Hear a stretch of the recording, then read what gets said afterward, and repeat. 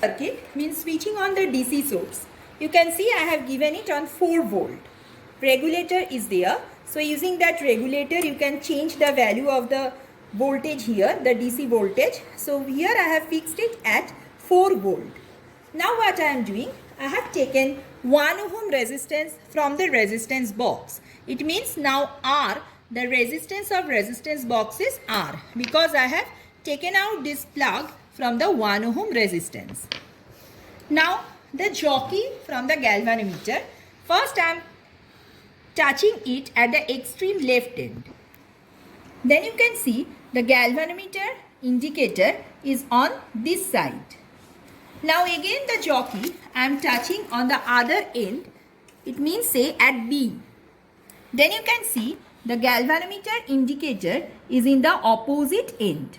It means your circuit is working and the null point is in between.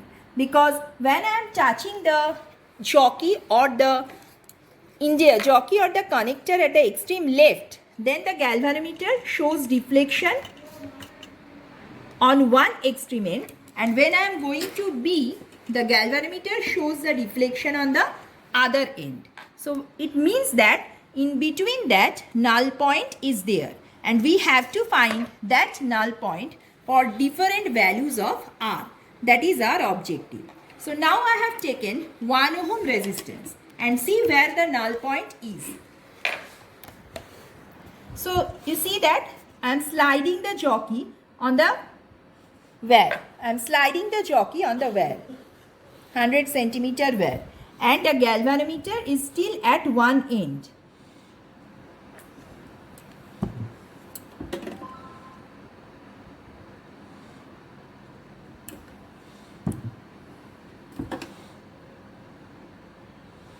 Now you can see here the galvanometer reading is just 0. It means this is the null point. And if we will focus on the scale, now you can see the jockey I am touching at almost 37.2 like this. And the galvanometer is showing 0 at this point.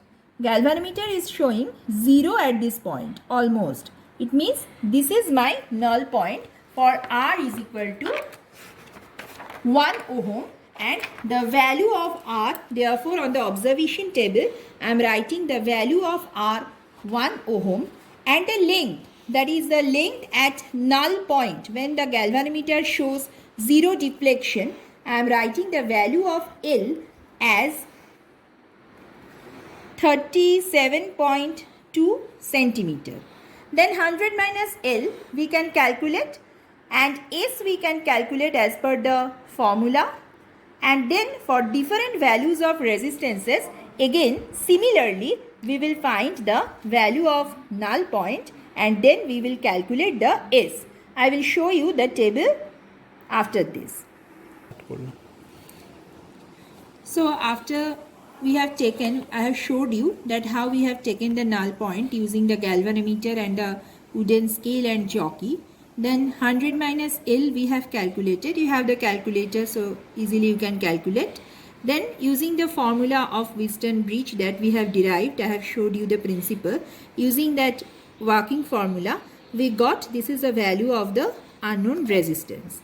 Similarly, just in the same pattern, same process we have followed, and for R is equal to 2 ohm, 3 ohm, 4 ohm, 5 ohm, that resistances we have taken from the resistance box, and a null point we got for the particular resistances like this: 50.5 centimeter, 59.8 centimeter, 66 centimeter, 70.2 centimeter. Then we have calculated the 100 minus L for all the respective values, and the resistance, unknown resistance values we are getting like this: 1.96, 2.02, 2.06, 2.12 ohm. It means that you can see that all the values of unknown resistance is near around the 2 ohm. It means you can understand its experiment is correct. That's why we are getting almost the constant value of the unknown resistances. And then we have calculated the average or mean value of S, that we are getting 1.97 ohm. That is the final mean value of the unknown resistance S that we have seen in the circuit diagram. This is the unknown resistance S. Using the working formula of Wheatstone bridge, we are getting the null point, and using the calculation we are getting the average value of that unknown resistance as 1.97 ohm. Then, as a aim of this experiment is to find the resistivity or the specific resistance, so we have used screw gauge. You can see all you have used this screw gauge in class 11, so you know how to use it. This is the screw gauge. This is the sample wire that you can see, the very thin wire. You can see this is the sample of the unknown resistance.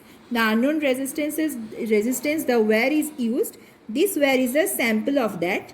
So using this sample and using this screw gauge, you know how to find the diameter and radius. In class 11 all you have done this experiment. So the screw gauge I am showing you. This screw gauge, the least count is 0.001 centimeter. There is no zero error for this screw gauge. So I have calculated the main scale or linear scale reading that you will get using this linear scale. You can see in the screw gauge there is one linear scale, and when I have attached the sample wire in between the two jaws of the screw gauge, then I will get the main scale reading, that is 0. Circular scale reading, using this circular scale in the screw gauge, you know that there is 0 to 100 divisions are there in the circular scale. Using that I am getting the circular scale reading 32 for the sample wire. Then using the working formula for screw gauge, that is linear scale reading or main scale reading plus circular scale reading into least count, using that formula I am getting the diameter of that sample wire divided by 2, that is the radius of that sample wire. The length of that unknown resistance is, that's already given to us, it's provided to you, that is 50 centimeter the length. Radius you have calculated using the screw gauge from the diameter. Area of cross section is therefore pi r square, because it's a circular cross section. We are getting the value as 8.04 into 10 to the power minus 4 centimeter square. That is the value of the area of cross section of the sample wire. Then we know that the formula for unknown resistance is rho L by A. So here I have written the unknown resistance S is equal to rho dash L by A dash, where rho dash is the specific resistance. So rho dash is equal to S A dash by L, where the area of cross section is pi r square, or the area A that we will calculate. Then just replacing these values, substituting these values in this equation using the calculator, you can calculate. First I am getting the value of specific resistance in ohm centimeter, that is 3.17 into 10 to the power minus 5 ohm centimeter. Then I have to convert the value in SI system. It means in ohm meter. The value is coming then 3.17 into 10 to the power minus 7 ohm meter, that is in SI system. Here the order is very important. As the value is very small value, so the order of the value, that is 10 to the power minus 7, it's very important in this case. And this value can vary from person to person, and this is the final result, that is the specific resistance or resistivity of the material of the unknown resistance S.